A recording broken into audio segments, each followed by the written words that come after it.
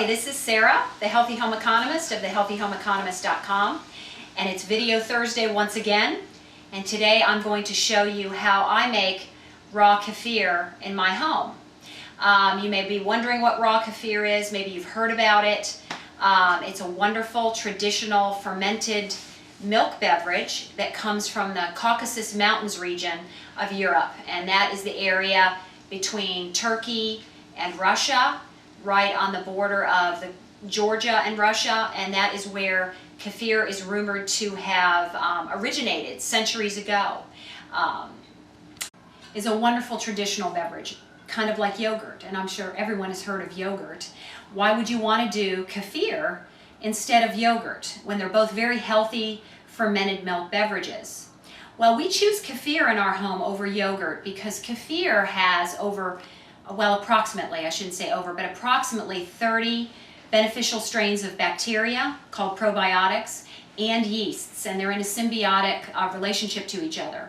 And these colonies are quite aggressive. They can not only colonize your gut with probiotic strains to protect you from pathogens you may encounter in your food and in your environment, but they can also, if there are any pathogenic strains that have taken hold in your gut, they can break these down and aggressively attack them and destroy them. Unlike the cultures in yogurt, which are not as aggressive, and while they are beneficial to the gut, they aren't, like I said, they can't break down pathogenic strains and actually aggressively retake over areas of the gut that may already be dominated by pathogens. So in our modern lives, with all the antibiotics, with all the toxins and everything that destroys the balance of our gut on a daily basis, it seems, kefir seems to be a better choice for the modern life, in my opinion, over yogurt. Although yogurt is a fabulous fermented healthy beverage and our food, and if you want to use that, that's fine. But we choose kefir in my home. Now let me show you what the kefir looks like. The kefir is similar to kombucha. If you've seen my kombucha video of a few weeks ago, it's a live culture, and it looks a little bit like a piece of cauliflower. You can see I've got it on a wooden spoon. Please don't touch it.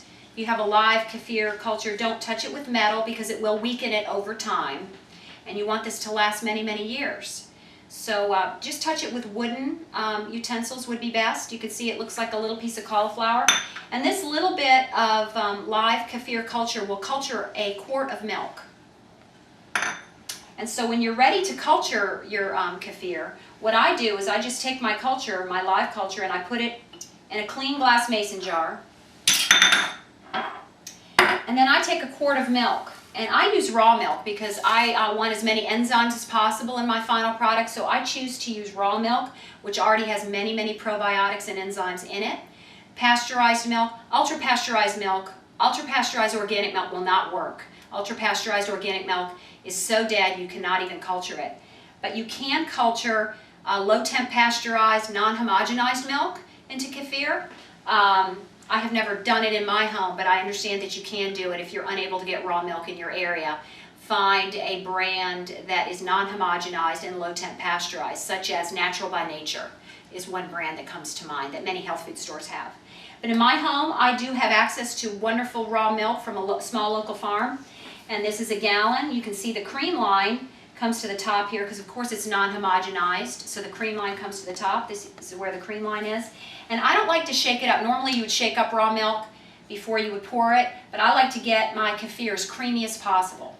So what I do is I just open up a fresh gallon and I pour it straight from the top into the mason jar.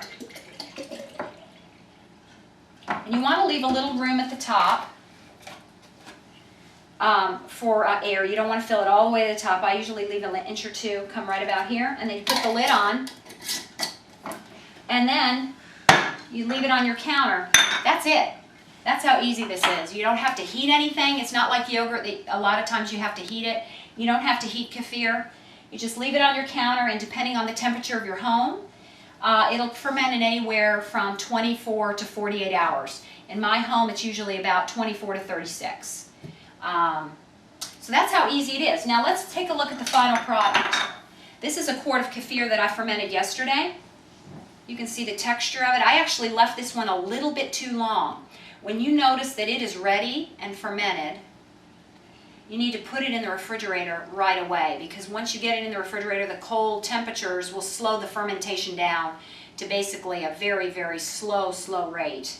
And you can see I left this one just a little too long. There's a little bit too much liquid whey on the bottom here. We've got a little bit of separation here from the milk and the protein, the cream and the protein part of the milk. Normally, there wouldn't be that separation, but it's still fine. If you leave it a little long, that's fine. You can always strain out the whey if that's too much liquid for you. It's still very usable, very wonderful. And let me show you the texture of it here. You can see it looks kind of like a drinkable yogurt. It's not as scoopable as yogurt, but it is more drinkable in nature, the consistency of it. So that's what it looks like when you're done. And you can also use, instead of milk, if you want to use coconut milk, if you have a severe milk allergy, you can use coconut milk also. Just know that the coconut milk does not serve to strengthen the culture over time as much as milk does. So every few times that you ferment coconut milk into your coconut milk kefir, you will have to put it back and ferment it in milk and do a batch with milk, and then you can move it back to the coconut milk again, just to re-strengthen it and keep it going over time. One more point. You may also have seen these powdered kefir